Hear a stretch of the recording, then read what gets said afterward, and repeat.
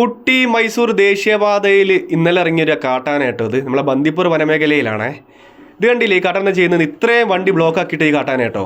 ഇത് എന്താ ചെയ്യുന്നത് വെച്ച് കഴിഞ്ഞാൽ നമ്മൾ ചരക്ക് വാഹനങ്ങളുണ്ടല്ലോ, ആ വാഹനങ്ങളിൽ ഈ പച്ചക്കറിയും നമ്മൾ ഫ്രൂട്ട്സൊക്കെ കൊണ്ടുവരും. അപ്പം ഈ വണ്ടികളൊക്കെ തടഞ്ഞു നിർത്തി അവിടെ ബ്ലോക്ക് ആക്കിയിട്ട് ഇതാ കണ്ടില്ല, ആന പോകുന്നുണ്ടില്ലേ, അതിൻ്റെ വാലിലേക്ക് എന്താക്കുക തുമ്പിക്കയിട്ടിട്ട് ആ സാധനങ്ങൾ എടുത്ത് തിന്നുള്ള പരിപാടിയാണ് ഈ ആന ചെയ്യുന്നത്.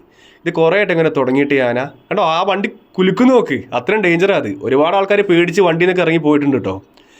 അപ്പോൾ ഇതിനെ ഇവരെന്താക്കിയത് വണ്ടിയത്തെ ഹോണങ്ങ് അടിച്ചിട്ട് ഇതിനെ ഓടിക്കുക ചെയ്യുക, കാരണം ഇറങ്ങിക്കഴിഞ്ഞാൽ ഡേഞ്ചറാണ്.